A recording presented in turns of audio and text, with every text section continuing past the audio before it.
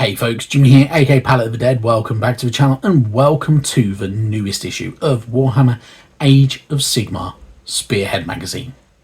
Now, as per usual with all these videos, if you like them, obviously give the video a thumbs up. If you haven't already, why not go and hit that subscribe button?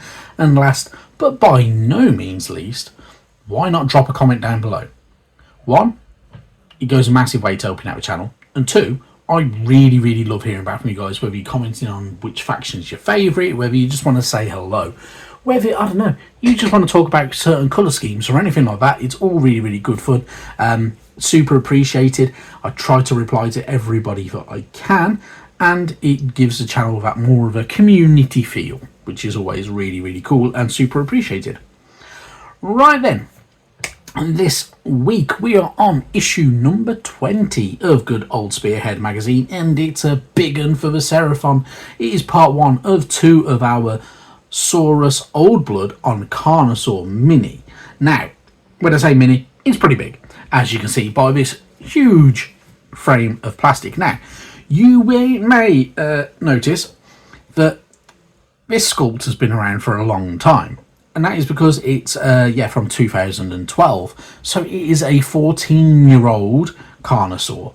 However, it is super cool. So you will notice you have slightly different heads. So you have that head there, which is for the Troglodon, if you wanted to make that instead. However, it doesn't fit in with the Spearhead, in all honesty. And you'll notice there's a few extra bits and pieces as well that you're probably not going to use, and then obviously quite a few parts that you will. You can kind of build some parts in advance, so you can assemble parts of a body early. However, I'm not going to lie, it may be a little bit futile. There are going to be parts that are completely missing so far, so it's definitely worth keeping hold of a sprue until next week, getting that going all in one go. Happy days. As you can tell, with this being a pretty sizable chappy as well, he's going to be pretty tough, and to be on that note, he has got 14 health, so it's pretty damn cool. And yeah, you'll have something like that at the end of it. Now, obviously, you can paint it however you want, which is always a very good thing with Warhammer. So, you know, it's going to be good fun. I think I paint my original one is a little bit like that. I'm going to go different, I think, this time around. I think I want some... I think I'm going to go green. I think I'm going to go with a bit more green on there and stuff like that. I want a bit of that muted olive-style green over it, so a little bit more like a bit more of a greeny colour. I think I'm gonna have to go a bit green, just for something slightly different, because I already have one that's a bit more red, and I think a green one would go quite nicely. Anyway, I think we should really crack on with the issue, shouldn't we? So, starting us off in the issue, we get a little bit of information about the Seraphon units themselves. So firstly, we get skinks. Where the Hawking Saurus are the armoured fist of the Seraphon, the skinks play a more subtle role. Skinks are quick-witted, nimble-footed Seraphon with gifts both on and off the battlefield. They are found in almost every star host, acting not only as scouts and pickets, but also as valuable administrators. So, swift in both mind and body, skinks often gather in large hunting packs, using their speed and cunning to outmaneuver foes. Many an enemy that could easily batter through a formation of Saurus has found themselves brought down by 1,000 poisoned blow darts from a nearby cohort of skinks. So skinks are the smaller size, good old, more, how could I put it, if you're kind of comparing them to, say, like the Skaven, for instance, your Saurus are more like your storm vermin, and then your skinks are kind of more like the clan rats, along them lines. It's probably the best way to kind of describe them, or nearest way to describe them anyway. You get a little bit more information, so we get Raptidons on the other side, which are really cool, which I must admit I do really like. So Raptidons are fast and vicious creatures used by many skinks as mounts. Atop a Raptidon, a skink is truly deadly. fighting in loose packs to pick at the flanks of the foe. Some skinks choose to hurl spears from the backs of their steeds, closing only when the foe is exhausted and vulnerable to the raptidons. Others, known as raptidon chargers, instead choose to face the foe head on. So you have a little bit of chain differences there. So whether it's, we're going to throw a spear at the enemy, or they may just want to charge straight at them. But yeah, really, really cool. And you get a couple of variations to the Raptidon riders as well, which is really cool. I must admit, I really do like the Raptidons. I think they look really cool. They came out a few years ago now, but yeah, they're one of the coolest newer Seraphon units. Then you've got some more information about the war beasts of the Seraphon. So we instantly get the Carnosaur. So the Carnosaur is a very ferocious creature, as you can tell. Only Oldbloods can hope to contain the frenzy of these towering beasts in battle. The smell of the blood will send a Carnosaur into a berserk rage, while the roar of this huge beast is enough to shake the will of even hardened Chaos Warriors. So, if you play Warhammer Total War and you play as the Seraphon, you will notice that you have regular Carnosaurs and Carnosaur riders, and you can have Savage Carnosaurs. So the Savage Carnosaurs riderless, and they are just let loose into the battlefield, and they will go kill pretty much anything and can do quite a bit of damage to your own units. On the other side, we get the Agrodons, which is the alternate build to the Raptidons, if I remember rightly. I might be remembering very wrong on there. So Agrodons are hulking, ferocious war beasts. Their aggression is legend, and it takes little prompting for an Agrodon to fall into a raging storm of teeth and claws. So, the way you got to remember a lot of these kind of mounts that the Seraphon uses very dinosaur adjacent. So think Velociraptor Deinonychus type of territory, whereas the Carnosaur obviously being more kind of T-Rex, Ceratosaurus, that type of thing. So a little bit along them. The Bastillodon as well, which are hulking beasts whose plated hides are more durable than steel. The march of a Bastillodon is ponderous but unstoppable. Even a cannonball will struggle to stop such a creature. So the Bastillodon, obviously a bit more Ankylosaurus type of territory, and that kind of creature. So yeah, really, really cool, and also super good fun. And you get things like this one here, which is the Archosotek, which contains swarms of snakes, which are all venomous, within that kind of structure on its back and stuff like that, which is pretty damn cool, and really, really cool. And then you get the solar engines, which utilise the power of the sun through a magnifying crystal that blasts at enemies, which is also really cool.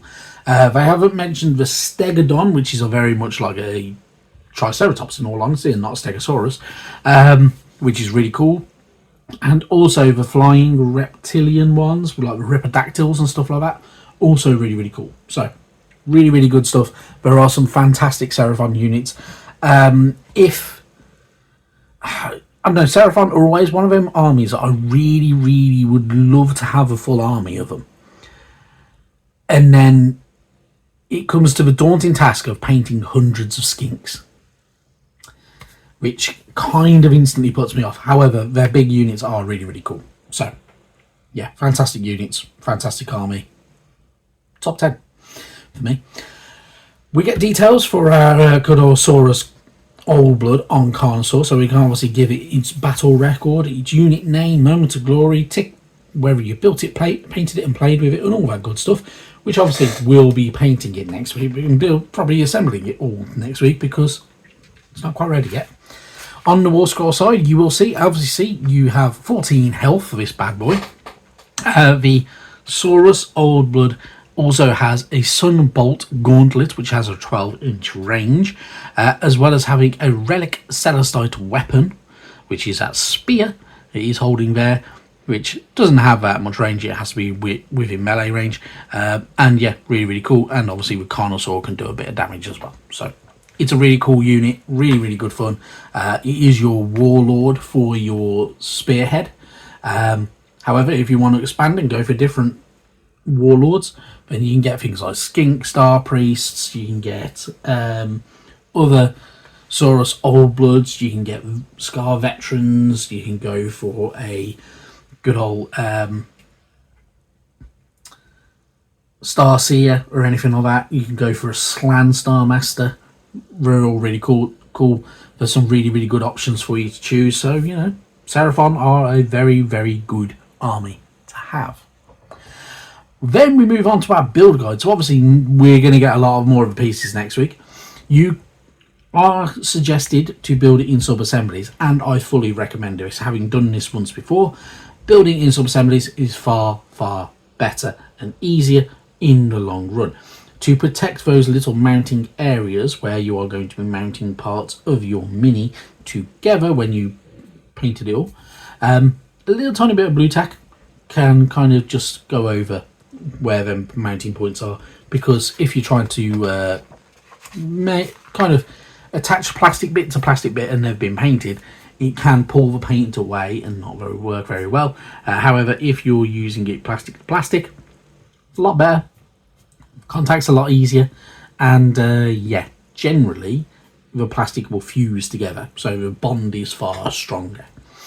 Moving on from there, obviously your build guide very straightforward. There is a few parts to get going with, and then your other bits, things like the actual Saurus Oldblood and his throne, essentially, there are a few parts to that, but it's really cool. It's super good fun.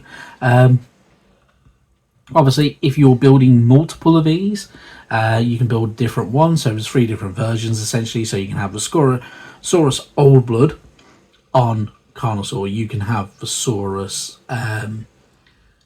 Veteran on Carnosaur, or you can have a Skink on Troglodon. So, yeah, a few viable options for you.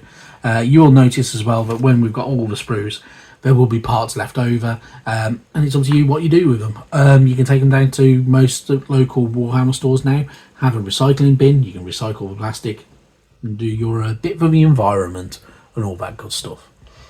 Moving on from there though, we get more of our play basics. So, going over what we've learned so far, we have learned modifying characteristics. So whether you have a plus to something, so you can give it a plus to certain things like a rend attack or your ward save and all that good stuff, and how that's going to work as well.